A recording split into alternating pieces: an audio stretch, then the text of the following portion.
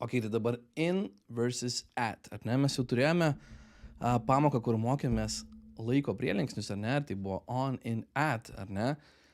Bet svarbu dar suprasti, kad tai ta pačiu naudojama ir kai kalbam apie lokaciją, apie vietą, ar ne? Labai dažnai matau mokinius darant, kaip sakiau, klaidą šitoje vietoje.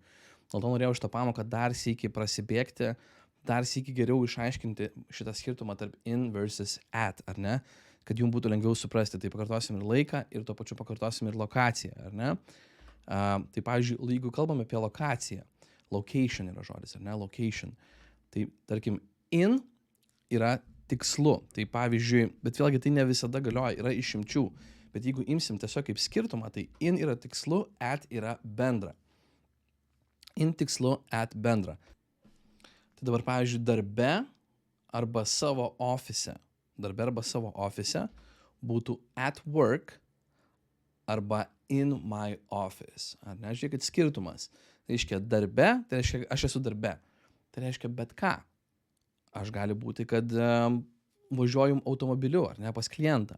Gali būti, kad aš esu darbo virtuvėje, galbūt tualete, galbūt bet kur. Bet tam tikrų laiko metu, dienos metu, ar ne, aš esu darbe, tai gali reikšti daug dalykų ir daug vietų, kadangi tai yra bendra, tai yra at work. Ar ne, lygiai taip pat namie būtų at home, bet vietoj to, kad aš sakyčiau tikslų kambarį, kuriame esu, pavyzdžiui, ar ne, lygiai taip pat savo ofise jau yra tikslu. I am in my office, ar ne? In my office, ne at my office, ir lygiai taip pat nesakome in work, ar ne? At work, bet in my office, ar ne? At work ir in my office. Tai dabar kaip pasakytumėte aš namuose? Aš namuose būtų I am at home. At home, ar ne? I am at home. Turime at žodelį, kuris rodo, kad bendrai kažkur tai esame, ar ne? Nebūtinai tikslioj vietoj, bet labiau bendrai. I am at home, at home. Pavyzdžiui, jis svetainėje. Jis svetainėje, tai būtų he is in the living room, ar ne? Living room yra svetainė, kadangi tai tikslu name, he is in the living room, ar ne? In the living room. Tai reiškia at bendra, in tikslu. Jeigu taip imti plačiai žiūrint, ar ne, kaip pataisyklė. Bet bus išimčių, ar ne, pamatysit neužilgo. Tai pavyzdžiui, jeigu noriu pasakyti parduotuvė yra Kauno gatvėje. Pamėginkit pagalvoti, pamėginkit atspėti, kaip reikėtų tai pasakyti. Parduotuvė yra Kauno gatvėje. Parduotuvė yra Kauno gatvėje. Aš sakau, the shop is at the Kaunas street, ar ne? Dabar kaip ir būtų galima galvoti, kad tai yra tikslu, bet su gatvėmis, kaip pavyzdžiui gatvėje, kažkas tai yra, mes naudojame tiesiog at, ar ne? Tai viena tokia išimčių, bet vėlgi žiūrint, kaip į tai pažvelgsim. Na, gatvė yra didelė, ar ne? Tai toje gatvėje gali būti bet kur, ant bordiūro, prie kažkokios kitos parduotuvės, ar ne? Prie automobilio. Daug variantų, vienoje kelio pusėje, kitoje kelio pusėje, ar ne? Dėl to naudojame at the Kaunas street, ar ne? The shop is at the Kaunas street. Prie šviesoforo. Pamėginkit pagalvoti, kaip reikėtų pasakyti prie šviesoforo. Tai yra at the traffic light. At the traffic light. Jo, tai pavyzdžiui, at the traffic light, ypatingai kaip pavyzdžiui pasakojame žmonėm, kaip reikėtų kažkur nukeliauti, sakome prie šviesoforo, arba ties šviesoforu suk į dešinę, ne? At the traffic light, turn right. At the traffic light, turn right.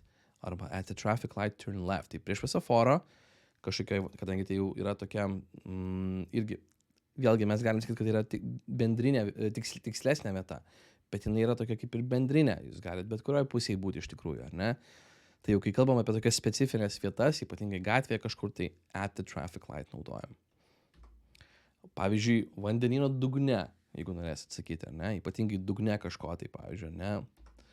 At the bottom of the ocean, ar ne? At the bottom of the ocean, at the bottom of the sea, ar ne? Ocean yra vandenynas, ar ne? At naudojam tokiose vietose, at the bottom of the ocean. Nes vėlgi, tai jeigu žiūrėsim pasaulio mastu, tai kaip ir tiksli vieta, ar ne? Bet tai vėlgi tokia bendrinė daugiau vieta, ar ne? At the bottom of the ocean. Pavyzdžiui, mano maišo dugne, ar ne, jeigu turiu didelę tašę, ar ne, mano maišo dugne, aš sakysiu at the bottom of my bag, I have somewhere my telephone. It's ringing, ar ne, skamba telefonas at the bottom of my bag. I need to find it, man reikia jį surasti, ar ne. At the bottom of my bag būtų mano maišo dugne. Bet pavyzdžiui, jeigu noriu sakyti mano maiše, kur, ar ne, mano maiše yra in my bag būtų, ar ne? It's in my bag. Where is your phone? Kur tavo telefonas? It's in my bag. Mano tašė, ar ne? Mano maiše. It's in my bag. Mašinoje, pavyzdžiui, būtų in a car. In a car. Mašinoje. In a car. Pavyzdžiui, Vilniuje, ypatingai su miestais, ar ne, šalimis yra in Vilnius. Pavyzdžiui, in Vilnius, in Klaipėda, in Kaunas, in Telšiai, ar ne, in Paris, in Oklahoma, ar ne, in whatever. Dabar Lietuvoje, žinoma, būtų in Lithuania. In Lithuania yra Lietuvoje, ar ne, in Lithuania. Dabar, kai kalbam apie laiką, kuris beje yra time, žinoma, ar ne, prisimenam, ar ne, at yra tikslus laikas, tai kai įvardinam minutes, valandas ir taip toliau. In naudojame su dienos metu, su mėnesiais, su metais ir su metų laikais, ar ne? Žiūrim, kaip tai atrodo. Tai dabar, kaip pasakytumėte, susitikime 9 ryto. Susitikime, ar ne? Kaip ir pirmoji nuosaka, bet aš įtraukiu ir save, ar ne? Susitikime 9 ryto būtų let's meet at 9 o'clock. Let's meet at 9 o'clock būtų, ar ne? Let's meet at 9 o'clock. Let's naudojam, kai kartu kažką darykime, ar ne? Let's eat, let's meet, let's dance, ar ne? Let's do this, padarykime tai, ar ne? Let's meet at 9 o'clock. Susitiksime sausio mėnesį, pavyzdžiui, kaip pasakytumėte. Susitiksime sausio mėnesį būtų we will meet in January. We will meet in January. We will meet in January. Tai nutiko ryte 9 valandą, ar ne? Pavyzdžiui. Dar vieną sakinį pabandykim prisiminti trumpai, kada naudojam in, ar ne? Kada naudojam at, kai turim laiką. Tai nutiko ryte 9 valandą. It happened in the morning. It happened in the morning at 9 o'clock. It happened in the morning at 9 o'clock, ar ne? O dabar dar jeigu reikėtų pridėti, pavyzdžiui, tai nutiko ryte 9 valandą mano darbe. Tai nutiko ryte 9 valandą mano darbe. It happened in the morning at 9 o'clock at my work, ar ne? At my work, mano darbe, at my work. Bet jeigu, pavyzdžiui, sakyčiau, tai nutiko ryte 9 valandą mano ofise, kaip tai skambėtų? It happened in the morning at 9 o'clock in my office, ar ne? Tai kai turime, vėlgi turim tas vietas tikslesnės, naudojame in. Kai turime kažką bendrinio, naudojame at. Ypatingai tai, kai kalba eina apie kažkokią tai lokaciją, ar ne? Bet vėlgi, kaip matėte, turime išimčių, kur naudojam at, tiesiog, pavyzdžiui, at the traffic light, su tam tikromis gatvėmis, su gatvėmis tiesiog naudojame, ar ne? Ir taip toliau. O in naudojame su miestais, su šalimis, ar ne? Kai turim lokaciją. Ok.